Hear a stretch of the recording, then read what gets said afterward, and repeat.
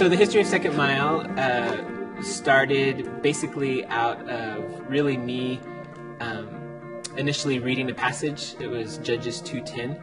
I had been reading a book, and it had kind of put me towards this passage. And so the passage says, after that whole generation had been gathered together with their fathers, a new generation grew up who knew neither God nor what he had done for Israel. And that passage really just began to just put a huge burden on me that says it's not okay for an entire generation of people to not know who God is.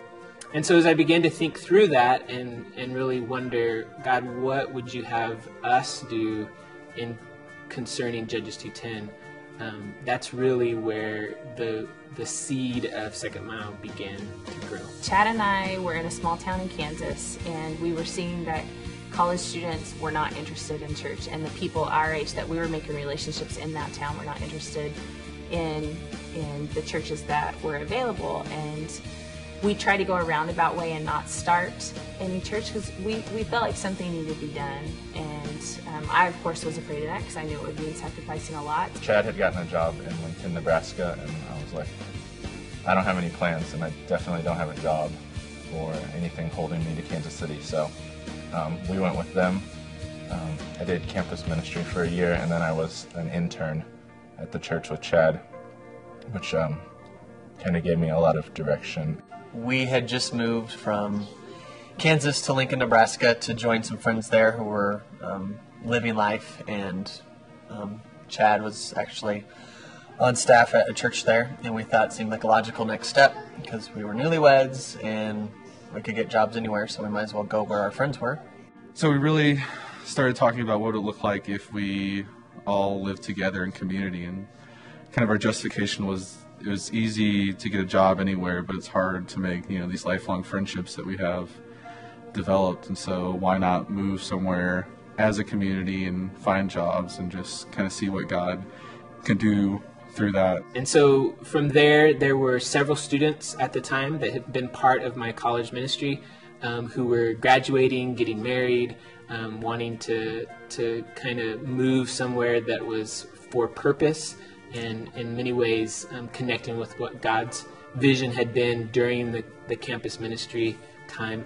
And so I really just invited them, would you be willing to be part of starting a new church? And at that point, Chad and I started talking about what would it look like for us to move with a group of people that we love and trust, and that love and trust us, to start something new. And we went through different qualities, different things that we were looking for in a city. We saw, as a collective group, we saw a need for something new in the church, and we really developed a desire and a passion to see church in a different way. So through lots of conversations with people and praying and really just seeking what God might mean through all of that, we decided that maybe starting a church was a good idea. We came on a vision trip, and we talked with a lot of people, and we prayed a lot and talked with our friends a lot, and unified, we all believed that this was the place that we should come. Lincoln, Nebraska wasn't the place we were really going to reach with the stuff we wanted to do. So we started looking for other options, and the group pretty much decided Tucson was the place God was calling us. Did a quick visit here, confirmed, and we moved in November of 2004. I had originally thought I would move to Lincoln, Nebraska and live there for a while, but I spent 10 weeks there as the idea of Second Mile really came into fruition, and then ended up moving here to help with the whole starting of Second Mile. So when the idea for Second Mile and moving to Tucson came up, I was gung-ho, ready to go, ready to leave the Midwest.